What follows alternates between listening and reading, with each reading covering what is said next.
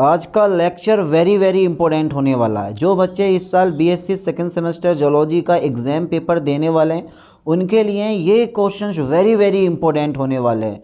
जिस तरह सूरज पूरब से निकलता है उसी तरह ये क्वेश्चंस एग्ज़ाम पेपर में रखे हुए मिलते हैं। तो कोई भी क्वेश्चन मत छोड़ना, सभी क्वेश्चन को अच्छे से याद करना, समझना। जैसे यही क्वेश्चन इस साल एग्ज़ाम पेपर में फंसेंगे। पेपर का नाम है बायोकेमिस्ट्री एंड फिजियोलॉजी। चलिए देख लेते हैं वो कौन कौन से मोस्ट इंपॉर्टेंट एमसीक्यू हैं जो इस साल एग्ज़ाम पेपर में फंस सकते हैं। तो सीधे क्वेश्चन फर्स्ट की तरफ बढ़ते हैं। General formula of carbohydrates is, यानी कि कार्बोहाइड्रेट का सामान्य सूत्र है। जिन बच्चों को इंग्लिश में पढ़ना है वो इंग्लिश में पढ़ो और जिनको हिंदी में पढ़ना है वो हिंदी में पढ़ लो। तो कार्बोहाइड्रेट का सामान्य सूत्र CH2O का होल एन होता है। ए पे टिक लगा दो, CH2O का होल एन।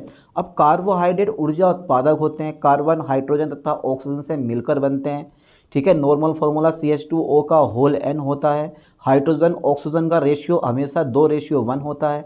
ये सब कुछ आपको पता होना चाहिए। कौन सा मोनोसैकेराइड होता है, कौन डाइसैकेराइड होता है, कौन पॉलीसैकेराइड होता है। यहीं से बहुत सारे क्वेश्चन बन के आते हैं आपके पेपर में, समझ गए। चलिए आज सब कुछ क्लियर करवाते हुए चलेंगे। क्वेश्चन नंबर देखते हैं सेकंड। ग्लाइकोजन, ठीक है, ग्लाइकोजन संचित होता है, यानी कि glycogen is stored in, glycogen संचित होता है। डी पे आप टिक लगा दो, लीवर एंड मसल्स, यानी कि यकृत व मांसपेशियों में। समझ गए, यकृत व मांसपेशियों में। चलिए अगला क्वेश्चन देख लेते हैं। क्वेश्चन नंबर 3 है माल्टोज इज, माल्टोज है, अरे यार माल्टोज जो होता है ना वो डाइसैकेराइड होता है और ग्लूकोज के 2 अणुओं से मिलकर बनता है। एक पॉइंट पे विशेष तौर पे ध्यान देना, चाहे माल्टोज हो, ठीक है, चाहे ये माल्टोज हो या हो आपका सुक्रोज हो, ठीक है, या आपका लैक्टोज हो, ये तीनों में से कुछ भी आ सकता है, या आपका लैक्टोज हो। ठीक है, ये 3 हो गए हमारे। ये डाइसैकेराइड होते हैं। माल्टोज ग्लूकोज के 2 अणुओं से मिलकर बनता है, सुक्रोज 1 अणु ग्लूकोज और 1 अणु फ्रक्टोज से मिलकर बनता है, और लैक्टोज ग्लूकोज प्लस गैलेक्टोज से मिलकर बनता है। ये कुछ भी एग्जाम पेपर में पूछ सकता है। अरे यार डरो मत, आज मत डरो, आज इस लेक्चर को कंप्लीटली पढ़ लो, सारे के सारे क्वेश्चन एग्जाम पेपर के अपने आप सोल्व हो जाएंगे। क्वेश्चन नंबर 3 का राइट ऑप्शन बी पे आप टिक लगा दो, विजक ये डाइसैकेराइड होता है ऑलवेज। चलिए अगला क्वेश्चन देखते हैं। क्वेश्चन नंबर 4 है conversion of glycogen into glucose is cold, यानी कि ग्लाइकोजन का ग्लूकोज में परिवर्तन कहलाता है। आए हाय आए हाय, का पूछ लिया, ये कह रहे होगे का पूछ लिया, तो बी पे आप टिक लगा दो। ठीक है, glycogenolysis is a right option, B पे टिक लगाओ आप। ठीक है, चलिए अगला क्वेश्चन देखते हैं। ऐसे ऐसे क्वेश्चन बहुत इंपॉर्टेंट है यार, बहुत इंपॉर्टेंट क्वेश्चन है। Which of the flowing is a monosaturated fatty acid, निम्न में से कौन सा मोनो अनसैचुरेटेड फैटी एसिड है। हाँ अनसैचुरेटेड है। निम्न में से कौन सा मोनो अनसैचुरेटेड फैटी एसिड है। लिनोलिक अम्ल, ठीक है, नीलोलेनिक अम्ल, ओलिक अम्ल या स्टेरिक अम्ल। तो सी पे आप टिक लगा दो। ये जो ओलिक एसिड होता है ना, यही क्या होता है, मोनो अनसैचुरेटेड फैटी एसिड होता है ना। हिंदी से बढ़िया तो इंग्लिश में पढ़ना अच्छा लगता है। चलिए क्वेश्चन नंबर 6 देखते हैं आज कौन कौन इसका राइट ऑप्शन बता सकता है। देखें जरा किस में है कितना दम। निम्न में किस वसा का अच्छा कोलेस्ट्रॉल माना जाता है, यानी कि which of the following lipids is known as good cholesterol. तो ट्राईग्लिसराइड, HDL या LDL, इनमें से कोई नहीं। तो कौन सा ऑप्शन राइट लगाते हैं, बी पे आप टिक लगा दो, HDL यही राइट ऑप्शन है। चलिए क्वेश्चन नंबर 7 देखते हैं। क्वेश्चन नंबर 7 देख लेते हैं। अच्छा एंजाइम्स और एंजाइम है, एंजाइम हमेशा प्रोटीन होते हैं। ठीक है, ये सर्वहारी क्वेश्चन है, हर यूनिवर्सिटी के हर एक एग्जाम पेपर में रखा हुआ मिलता है। और देखो यहाँ पर भी मैंने ये क्वेश्चन लिया है। क्वेश्चन 8 देखो जरा, ठीक है, and product of glycolysis is, glycolysis का अंतिम उत्पाद कौन सा है। यहाँ पे सी पे टिक लगा दो, पाइरूविक एसिड। और पाइरूविक एसिड से 1 या 2 क्वेश्चन हर साल एग्जाम पेपर में रखे हुए मिलते हैं, चाहे किसी भी यूनिवर्सिटी का एग्जाम पेपर उठा के देख लो। और जिनके पास प्रीवियस ईयर क्वेश्चन पेपर पड़े हैं मेरे पास भेज देना, ओके, भेज दोगे ना पक्का। चलो देखते हैं आज कौन कौन अपना एग्जाम पेपर भेजता है।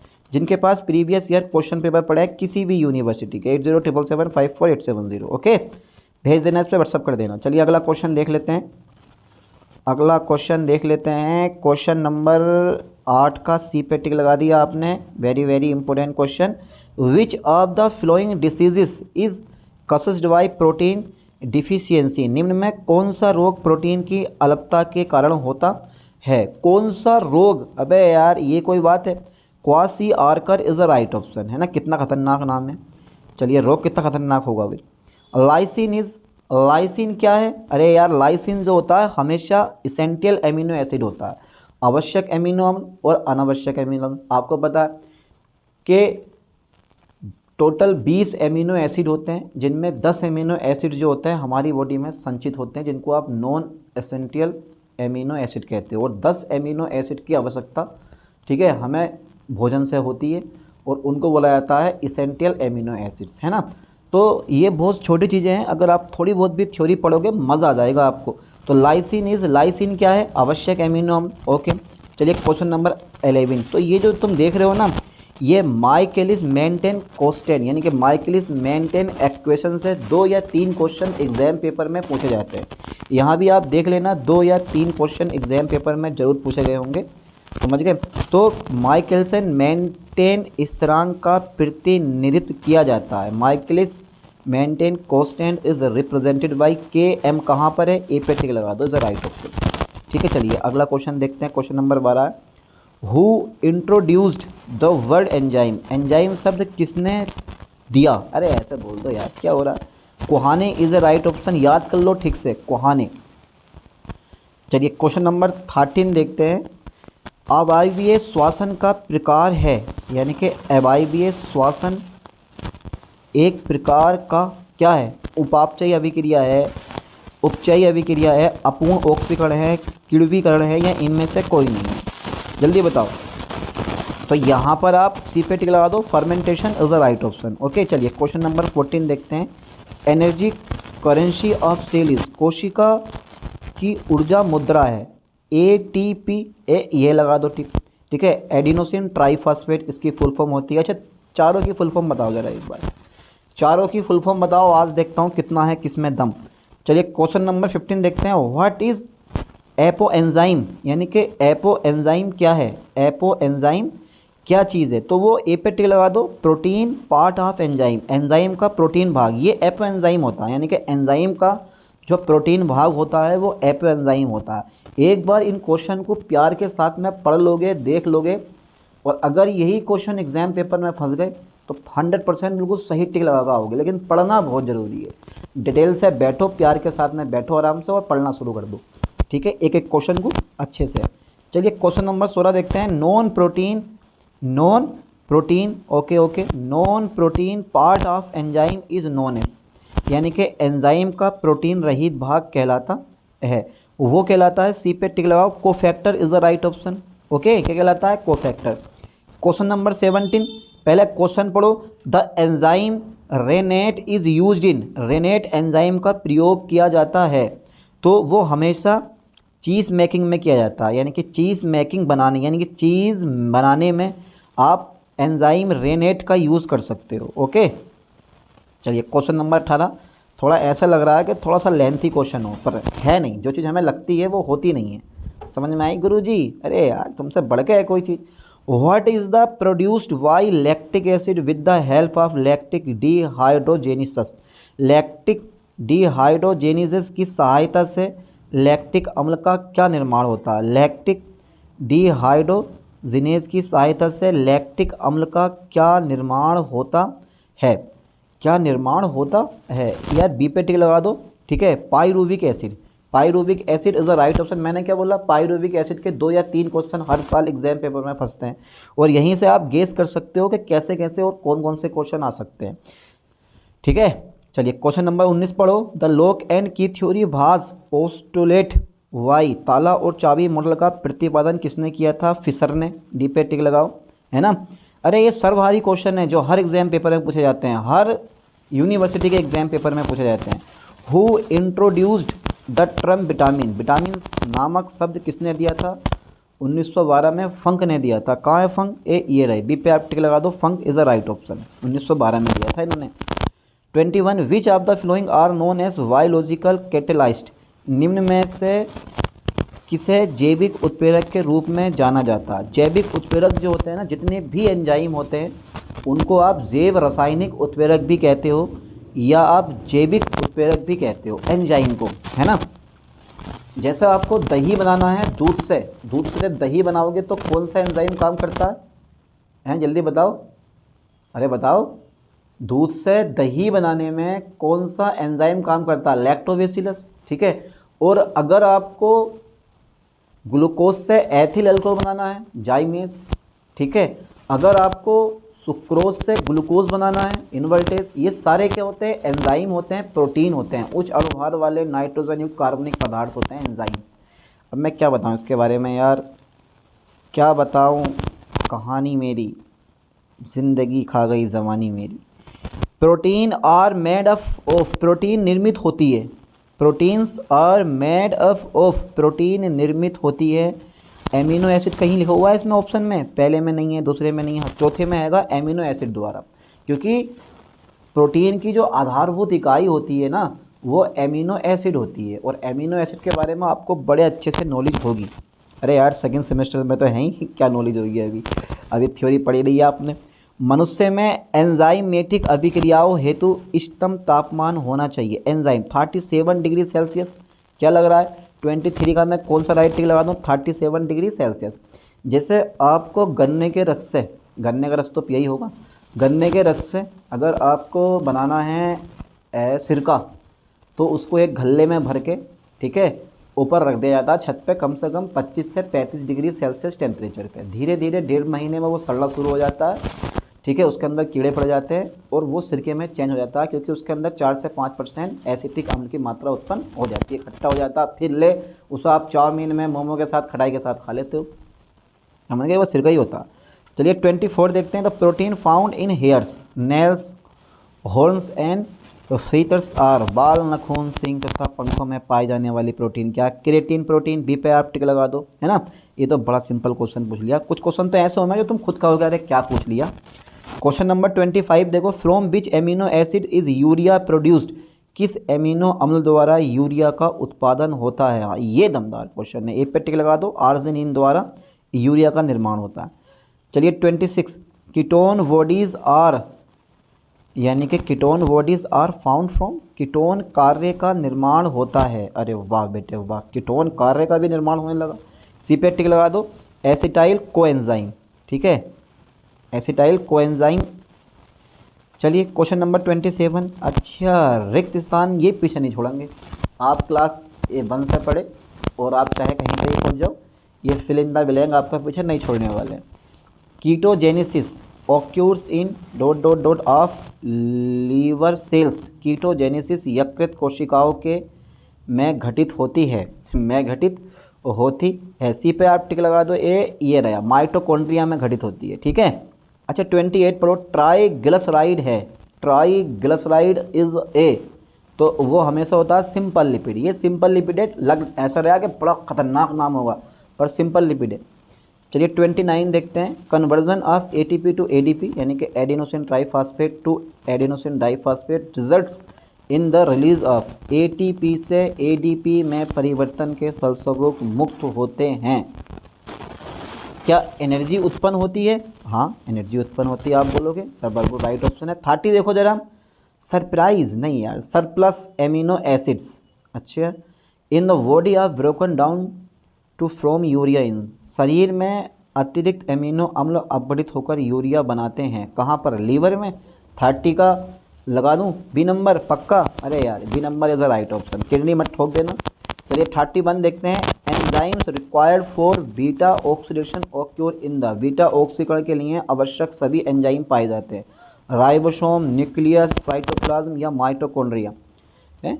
बीटा ऑक्सीकरण के लिए आवश्यक सभी एंजाइम पाए जाते हैं, बीटा ऑक्सीडेशन के लिए आवश्यक सभी एंजाइम पाए जाते हैं, वो पाए जाते हैं माइटोकॉन्ड्रिया में। माइटोकॉन्ड्रिया के भी 4-5 क्वेश्चन आपके एग्जाम पेपर में पक्का रखे हुए मिलेंगे। 32 देखते हैं, which of the flowing is A steroid, अरे खतरनाक चीज़ है भैया, इसका सेवन मत करना। निम्न में से कौन एक स्टेरॉइड है, तो स्टेरॉइड जो होता है ना बहुत कम समय में आपकी बॉडी की ग्रोथ करता है, लेकिन बीमारियां जनरेट कर देता है, लीवर ख़राब कर देता है, किडनी ख़राब कर देता है, खतरनाक होता है ये। जिम वाले बच्चे ज़्यादा सेवन कर लेते हैं कभी कभी इसका। 32 वैसे करना चाहिए नहीं। बी पे आप टिक लगाओ, ग्लाइकोजन, 32 का राइट ऑप्शन, 32 का नहीं, ग्लाइकोजन नहीं है, यह है कोलेस्ट्रॉल, ए पे टिक लगाओ, cholesterol is a right option. ठीक है, 32 ए नंबर कोलेस्ट्रॉल। 33 देखते हैं, which of the flowing is A initiation codon for protein synthesis, protein संश्लेषण हेतु निम्न में से कौन सा प्रारंभक कोडोन है। सी पे आप टिक लगा दो, विजक, C number is a right option, AUG। अब ये AUG क्या है, एडेनिन, यूरेसिल, ग्वानिन, है ना, ये सब याद है ना, नाइट्रोजन क्षार आपको, हाँ याद है सर, ये तो बहुत पहले ही हमने याद कर रखे। अब आप मत बताओ, सीधे अपने क्वेश्चन की तरफ बढ़ो। The site for protein synthesis is, protein संश्लेषण के स्थल हैं, ए पे टिक लगा दो, ribosomes is the right option. ठीक है, चलिए अगला क्वेश्चन देखते हैं 35। Which of the flowing is known as ascorbic acid, निम्न में से किसे एस्कोर्बिक अम्ल कहा जाता है। विटामिन सी जहाँ भी है उसी पे टिक लगा दो, इज द राइट ऑप्शन। चलिए 36 देखते हैं, डिफिशियंसी ऑफ कोसिस पेलाग्रा की कमी है भाई, की कमी के कारण पेलाग्रा रोग होता है। ठीक है, पेलाग्रा रोग होता है, किस कमी के कारण, किस विटामिन या किसकी कमी के कारण पेलाग्रा रोग होता है। तो 36 का सी लगाओ, निकोटिनामाइड की कमी के कारण। ठीक है, 37 देखो, मोस्ट डाइजेस्टिव एंजाइम्स आर, अधिकांश पाचक एंजाइम हैं, अधिकांश पाचक एंजाइम हैं, तो ए पे टिक लगा दो, hydrolysis is a right option. चलिए 38 देखते हैं, which enzyme help in the digestion of milk, दूध के पाचन में कौन सा एंजाइम सहायक होता है, और वो होता है रेनिन, का नाम सुना है आपने, renin is a right option. ठीक है, चलिए अगला क्वेश्चन देखते हैं 39। Which of the following has the highest pH, निम्न में किसकी पीएच अधिकतम है, और वो होती है हमारी अग्नाशय रस की जो पीएच होती है ना, वो मैक्सिमम होती है। अच्छा 40 देखो, what is the RQ for carbohydrates, carbohydrate की RQ 1.0 होनी चाहिए। ठीक है, RQ कितनी होती है, ये पेपर में आता है, 40 का ए नंबर लगा दो। ये ध्यान देना, ये वाला जो क्वेश्चन है ना, ये बहुत ही इंपॉर्टेंट है, और सारे क्वेश्चन आज मैंने इंपॉर्टेंट लिए हैं, इसलिए कह रहा हूँ आज का लेक्चर बहुत इंपॉर्टेंट है। कम से कम 30 से 40 क्वेश्चन एग्जाम पेपर में आज इसी लेक्चर से आपको मिलने वाले हैं, ये पक्का गारंटी ले रहा हूँ मैं इस चीज़ की। आप देख लेना, ना मान रहे हो कहोगे सर ने बिल्कुल सही बताया था आज का पेपर। चलिए क्वेश्चन नंबर 41 सारा पड़ा हुआ आया, विच of the following has highest metabolic rate, निम्न में किसकी चयापचय दर अधिकतम होती है। जो ये होती है ना, ये जो होती हैं वो होती नहीं है, वर्ड्स पे टिक लगा दो आप, पक्षी जो होते हैं। Most of the carbon dioxide transported in the blood is, रुधिर में परिवहन के दौरान अधिकांश कार्बन डाइऑक्साइड जो होती है वो प्लाज्मा में घुली होती है, या क्लोराइड से बंधी होती है, या वाई कार्बोनेट से बंधी होती है, कुछ तो कमी है, बी पे टिक लगा दो, वाई कार्बोनेट से बंधी होती है। चलिए क्वेश्चन नंबर देखते हैं 43, which of the following plays a crucial role in fat absorption, यानी कि वसा के अवशोषण में निम्न में से कौन महत्वपूर्ण भूमिका अदा करता है। वसा के अवशोषण में निम्न में कौन महत्वपूर्ण भूमिका अदा करता है, ए पे टिक लगा दो, विजक, वाइल यानी कि पित्त जो होता है वो राइट ऑप्शन। 44, शरीर क्रिया विज्ञान शब्द से किसने परिचय कराया, who introduced the term physiology, C पे टिक लगाओ, ये रहे हमारे Jean Fernel is a right option. याद कर लो ठीक से, वेरी इंपॉर्टेंट है, क्योंकि हमारी जो बुक का नाम है वो भी यही है, बायोकेमिस्ट्री एंड फिजियोलॉजी। फिजियोलॉजी सबसे किसने परिचय करवाया, जीन फर्नेल ने, याद करो ठीक से, किसने करवाया, जीन फर्नेल ने। चलिए अगला क्वेश्चन देखते हैं 45, विच of the flowing develops plaque in the artery, निम्न में से धमनियों में क्या प्लाक विकसित करता है, क्या प्लाक विकसित करता है, बी पे आप टिक लगाओ, LDL is a right option, full form LDL की। 46 देखो, विच of the following is an acidic amino acid, निम्न में कौन सा अम्लीय एमिनो अम्ल है, तो ग्लूटामेट, लाइसिन, फिनाइललेनाइन या प्रोलीन। तो ए पे टिक लगा दो, जो ये ग्लूटामेट है ये क्या चीज़ है, ये acidic amino acid.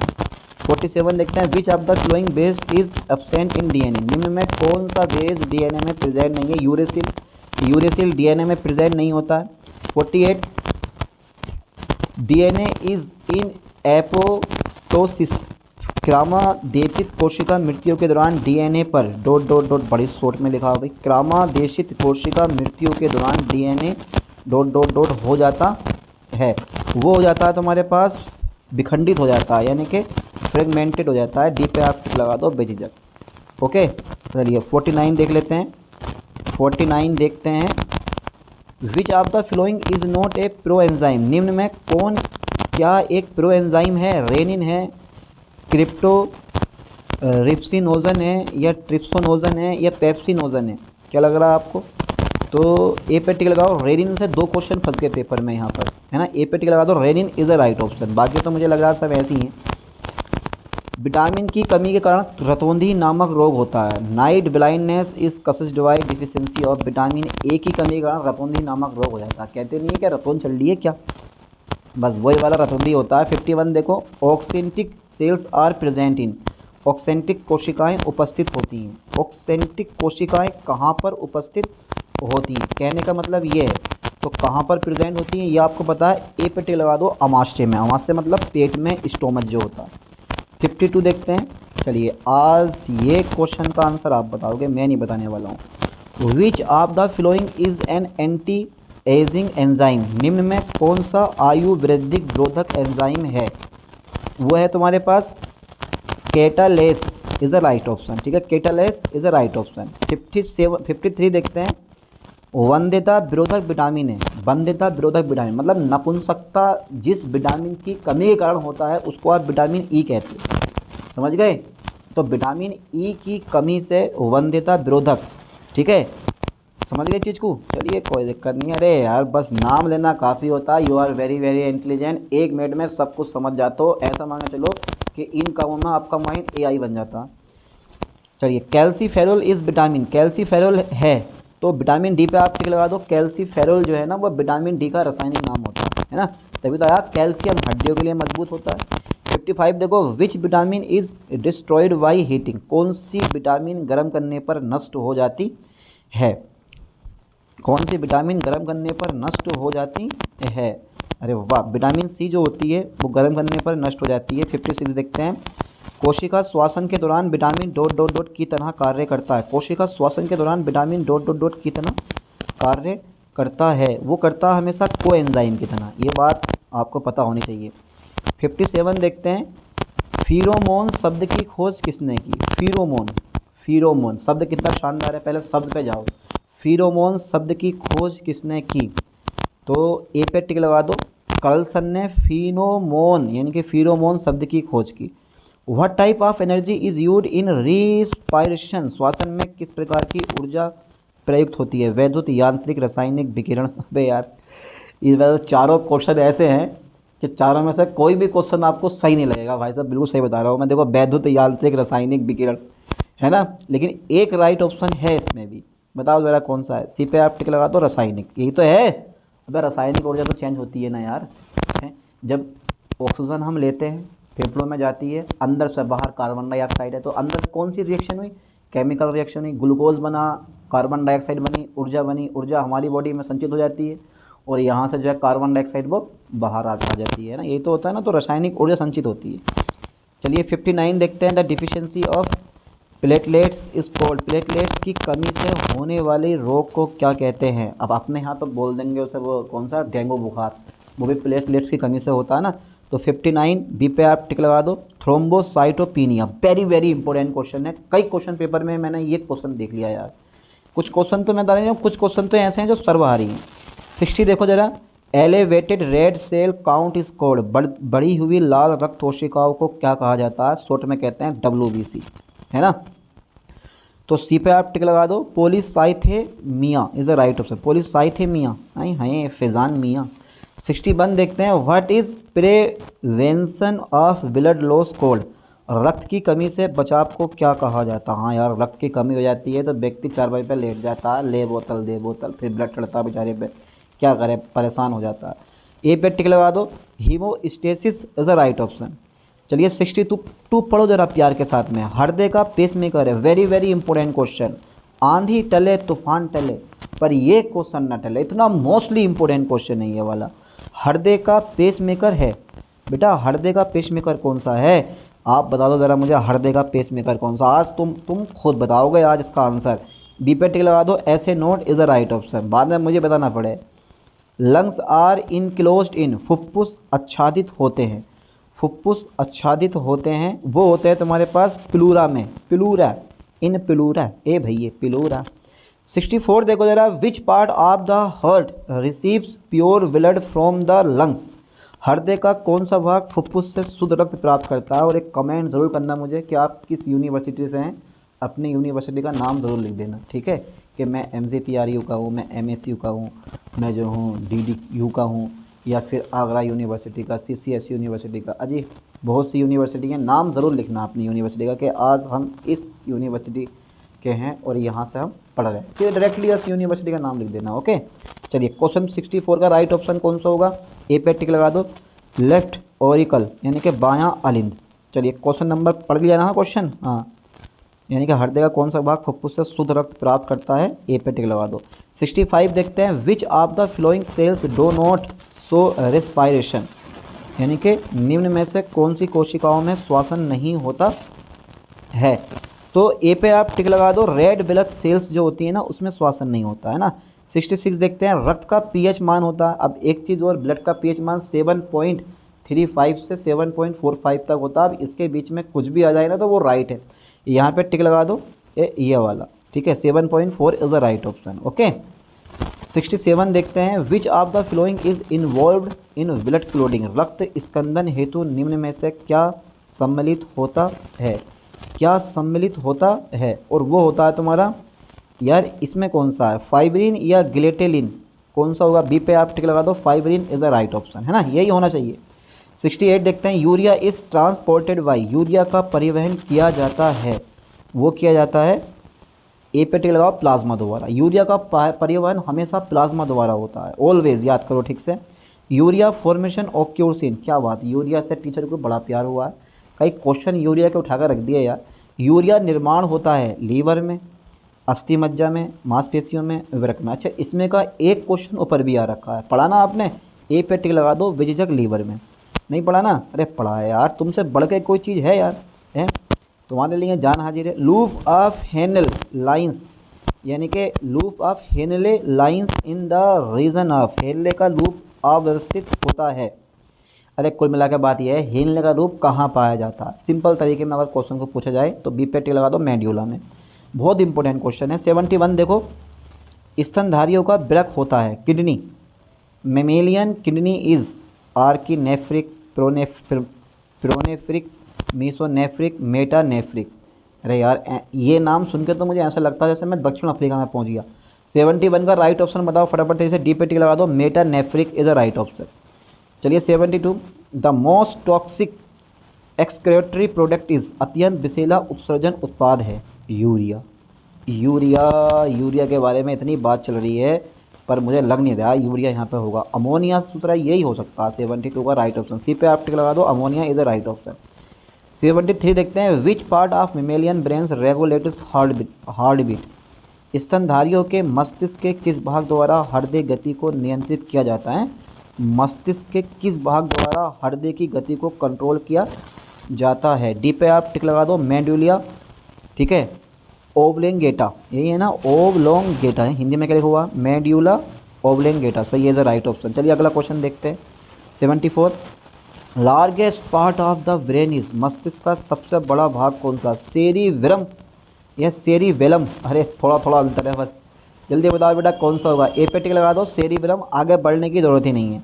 75, the knee jerk reflex is a, knee jerk reflex है एक, क्या है? बहुत इंपॉर्टेंट क्वेश्चन है ये, दमदार और टिकाऊ क्वेश्चन है, सही बता रहा हूँ मैं। इस क्वेश्चन को तुम बिल्कुल छोड़ के मत जाना, एक बार जरा दिमाग में डाल लो। नी जर्क रिफ्लेक्स है एक, और अब अपने क्वेश्चन पेपर में देख लेना, ये नी जर्क रिफ्लेक्स है एक, ये एग्जाम पेपर में रखा हुआ मिलेगा, चाहे क्वेश्चन पूछने का तरीका कुछ भी हो, अगर आ जाए ना नी जर्क तो बिल्कुल सही टिक लगा का आना बी पे आप, ठीक है। Phasic reflex is a right option. चलिए 76 देख लेते हैं, सेरिब्रल हेमिस्फीयर की छत है, सेरिब्रल हेमिस्फीयर की छत है, यानी कि roof of cerebral hemisphere is D पे आप टिक लगाओ, pallium is a right option, pallium. 77 देखते हैं, nose brain is a characteristics of, nose brain विशेषता है हमेशा मछलियों की, फिशेस की ये जो है ना विशेषता है। चलिए question number 78, both right and left cerebral of hemisphere are connected by, दाएं और बाएं दोनों सेरिब्रल, ठीक है, हेमिस्फीयर जुड़े होते हैं, दाएं और बाएं दोनों सेरिब्रल हेमिस्फीयर जुड़े होते हैं। तो सी पे आप टिक लगा दो। कॉर्पस कोलोसम, यानी कि corpus callosum is a right option, corpus callosum is a right option, ठीक है। सी पे आप टिक लगाओ। 79 देखो, which hormone is producing learning physical and emotional stress हैं, शारीरिक एवं मानसिक तनाव के दौरान कौन सा हार्मोन उत्पन्न होता है, शारीरिक और मानसिक तनाव के दौरान कौन सा हार्मोन उत्पन्न होता है। बहुत इंपॉर्टेंट क्वेश्चन पूछा है। तो ऊपर वाले ए बी सी तीनों में से कोई सही नहीं है। ये जो तुम देख रहे हो ना एड्रेनेलिन, ये एड्रेनेलिन यही क्या है हमारा राइट ऑप्शन है। डी पे टिक लगा दो। 80 देखो, which hormone is produce by Leydig cells, Leydig या लीडिंग सेल है, लीडिंग तो लीडिंग तो इसमें कुछ है ही नहीं, लीडिंग होना चाहिए था। लीडिंग कोशिकाओं द्वारा कौन सा हार्मोन निर्मित होता है, लीडिंग कोशिकाओं द्वारा कौन सा हार्मोन निर्मित होता है। ए पे टिक लगा दो। टेस्टोस्टेरोन काय में पाया जाता है, पुरुषों में या स्त्रियों में, टेस्टोस्टेरोन है भाई। अरे यार, एस्ट्रोजन और प्रोजेस्टेरोन ये कहाँ पाया जाता है, प्रोजेस्टेरोन और एस्ट्रोजन। चलो छोड़ो, पढ़ लो ज़रा ध्यान से बेटे। सबसे बड़ी अंतःस्रावी ग्रंथि है, थायराइड, अग्नाशय, पीनियल या हाइपोथैलेमस। सबसे बड़ी अंतःस्रावी ग्रंथि, the largest endocrine gland is, B पे आप टिक लगा दो। Thyroid is a right option, इसलिए सबसे पहले मैं यही ऑप्शन पढ़ता हूँ जो राइट होता। 82, अपनी शक्ति तथा क्षमता बढ़ाने के लिए खिलाड़ी ... उपयोग करते हैं, अपनी शक्ति तथा क्षमता बढ़ाने के लिए खिलाड़ी ... उपयोग करते हैं। तो anabolic steroid, epinephrine, glucose, insulin, तो किस चीज़ का यूज़ करते हैं, तो मैंने बता दिया सबसे पहले मैं वही ऑप्शन यूज़ करता हूँ जो राइट होता है, ठीक है। Anabolic steroid is a right option. चलिए 83 देखो ज़रा, इमरजेंसी हार्मोन इज हैं भैया, आपातकालीन हार्मोन भी हो गया। अब आपातकालीन कौन सा हार्मोन है बताओ बेटा ज़रा, आप फंस गए नहीं फंस गए। ए पे टिक लगा दो। एड्रीनेलिन जो है ना ये आपातकालीन हार्मोन है, एक बार अच्छे से याद करो कि एड्रीनेलिन जो है ये कौन सा हार्मोन है, आपातकालीन हार्मोन है, क्योंकि ये क्वेश्चन बहुत बहुत इंपॉर्टेंट है। पूरे 100 क्वेश्चन लिए हैं, डरो मत घबराओ मत, कोई सा 1000-2000 क्वेश्चन नहीं लिए हैं, ठीक है। अभी 100 ही क्वेश्चन पढ़ने हैं यार आप लोग। चलो बहुत सी यूनिवर्सिटी में 100 क्वेश्चन आते हैं जिनमें 75 करना होता है, कुछ यूनिवर्सिटी में 75 आते हैं और कुछ में तो 50 क्वेश्चन डाल दिए हैं, और लल्ला हो गया काम, ठीक है। चलिए पीनियल, पी लिखा हुआ ना, पीनियल ग्लैंड सेक्रेटेट्स, पीनियल ग्रंथि स्त्रावित करती है, पीनियल ग्रंथि क्या स्त्रावित करती है। सी पे आप टिक लगा दो। Melatonin is the right option. चलिए 85 देखते हैं, which hormone is produced more in dark condition, अंधकार की स्थिति में कौन सा हार्मोन उत्पन्न होता है, अंधकार की स्थिति में कौन सा हार्मोन उत्पन्न होता है। बी, हर चीज़ की अपनी एक कहानी है यार। Melatonin is a right option, यही राइट ऑप्शन है। बी पे टिक लगाओ। मेलाटोनिन जो होता है ना वो अंधकार की स्थिति में उत्पन्न होता है, हार्मोन है एक। The longest cell of human bodies, मानव शरीर की सबसे लंबी कोशिका है, मानव शरीर की सबसे लंबी कोशिका है। तो ये देख रहे हो ना आप, नर्व फाइबर, तंत्रिका तंतु, यही मानव शरीर की सबसे लंबी कोशिका है। याद कर लो बढ़िया करके समझ के। 87 देखो जरा, स्नायु संचरण है, वेरी वेरी इंपॉर्टेंट क्वेश्चन, स्नायु संचरण है। चलिए तो 87 का राइट ऑप्शन ए पे टिक लगाओ आप। एक्सोन से डेंड्राइट, एक्सोन से डेंड्राइट। चलिए अगला क्वेश्चन देख लेते हैं। Average resting potential of neurons is, neuron की औसत विश्राम क्षमता है -70 मिलियन वोल्ट, मिलियन नहीं है बेटा ये मिली है, millivolt, -70 millivolt. Average resting potential of neurons is, neuron की, न्यूट्रॉन है, इसमें न्यूट्रॉन का सा गया, अरे इसमें न्यूट्रॉन का सा गया जूलॉजी में, न्यूरॉन है ये। न्यूरॉन की औसत विश्राम क्षमता है -70 मिलीवोल्ट, या यही राइट ऑप्शन लग रहा है इसका है, इस पर मार दूँ, चलो डी पे टिक लगा दो यार, कोई दिक्कत नहीं है। 89 देखो, सिनेप्स पर साधारण पाए जाने वाला न्यूरोट्रांसमीटर है। न्यूरोट्रांसमीटर के 3 या 4 क्वेश्चन आपके एग्जाम पेपर में रखे हुए मिलेंगे। आज से अभी से तैयारी करना शुरू कर दो, समय ज़्यादा नहीं बचा है। एसिटाइल कोलिन पूरे साल भर में, पूरे 6 महीने, सेमेस्टर 6 महीने का होता, और 6 महीने में अगर आप 1 महीना पढ़ रहे हो तो ज़्यादा बड़ी कोई बात नहीं है, प्यार के साथ में पढ़ो ताकि नंबर अच्छे आ जाएँ और आने वाले टाइम में कोई हमें दिक्कत ना हो। चलिए सी पे आप टिक लगा दो। एसिटाइल कोलिन जो पढ़ा रहा हूँ वही एग्जाम पेपर में आएंगे, ठीक है, यही लेक्चर बढ़िया से देख के जाना। 90 देख लेते हैं। Who propose the sliding filaments, ठीक है, थ्योरी ऑफ मसल कंट्रैक्शन, मांसपेशियां संकुचन की स्लाइडिंग फिलामेंट थ्योरी किसने प्रस्तावित की थी? तो वो की थी A.F. Huxley and H.E. Huxley. A.F. Huxley व H.E. हक्सले ने। क्या नाम दिए हैं यार, और नाम ना दिए इनके। 91 देखते हैं। कंकालीय मांसपेशियों में सार्कोमियर के क्रॉस ब्रिज बने होते हैं। डी पे आप टिक लगा दो। मायोसिन लिखा हुआ है, ये मायोसिन के, ठीक है। चलिए 91 का myosin is a right option. अगला क्वेश्चन देख लेते हैं 92। Muscle fatigue is due to accumulation, accumulation of मांसपेशियां थकान ... के जमा होने के कारण होती हैं। ए पे टिक लगाओ, लैक्टिक एसिड। चलिए question number 33। Duration of one muscle twist is, एक स्फुर पेशी की अवधि होती है। ए पे टिक लगा दो, 0.1 second is a right option. चलिए 94। विच of the flowing ions of essential is in muscle contraction, which of the flowing ions is essential in muscle contraction, निम्न में कौन सा आयन मांसपेशीय संकुचन हेतु आवश्यक है? तो क्या लग रहा है आपको राइट ऑप्शन इसका? सी पे आप टिक लगाओ, कैल्शियम। ये बहुत इंपॉर्टेंट है। निम्न में कौन सा आयन मांसपेशीय संकुचन हेतु आवश्यक है? Calcium is a right option. 95। Tendons connect, कंडरा जोड़ते हैं। टेंडन्स कनेक्ट, कंडरा जोड़ते हैं। सी पे आप टिक लगा दो। Muscles to bones is a right option, मांसपेशियों को अस्थियों से। 96। लाइगामेंट्स कनेक्ट, स्नायु बंधन जोड़ते हैं। स्नायु बंधन जोड़ते हैं। ए पे टिक लगा दो। बोन्स टू बोन्स, यानी कि अस्थियों को अस्थियों से जोड़ते हैं। 97 लास्ट क्वेश्चन बच रहे हैं।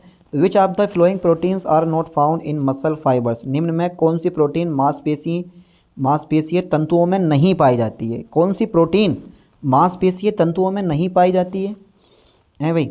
तो क्रेटिन तो नहीं लग रहा है 97 का। हाँ, ए नंबर लगा दो, क्योंकि ये बाल हो गया, नाखून हो गया, खुर हो गया, तुम्हारे नहीं है, कोई टेंशन मत लो यार। और पक्षियों के पंख हो गए, इन सब में ये पाई जाती है, तो ये मांसपेशियों में नहीं पाई जाती है ना, क्रेटिन प्रोटीन। चलिए question number 98। Muscle cells are formed from the fusion of, मांसपेशीय कोशिकाएं के एकीकरण से बनती हैं। तो वो बनती हैं हमेशा, बी पे आप टिक लगाओ, मायोब्लास्ट, है ना। Myoblast is a right option. 99 देख लेते हैं। Sarcomere is the part between, sarcomere ... के बीच का भाग है, ए पे टिक लगाओ। 2 जेड लाइन्स, यानी कि 2 जेड रेखाएं। 100। Which of the following muscles tissues are voluntary in nature, निम्न में कौन से मांसपेशीय ऊतक ऐच्छिक प्रकृति के हैं? 100। डी पे आप टिक लगाओ, नॉन ऑफ दिस, इनमें से कोई नहीं, ठीक है। चलिए तो टोटल 1 अब ना है, आगे मत देखो, अब टोटल 100 क्वेश्चन आज मैंने इस लेक्चर में कवर करवा दिए हैं आप लोगों को। बड़े प्यार के साथ में अच्छे से तैयारी करनी है, ताकि कोई भी क्वेश्चन, ठीक है, एग्ज़ाम पेपर में छूट ना सके। सारे क्वेश्चन यहीं से आने वाले हैं, ऐसे इंपॉर्टेंट लेक्चर डालने वाला हूँ, और अच्छे से आपको पढ़ना भी है, समझना भी है, और एग्ज़ाम पेपर दे के भी आना। चलिए मिलते हैं नेक्स्ट वीडियो में नेक्स्ट लेक्चर के साथ। थैंक्स।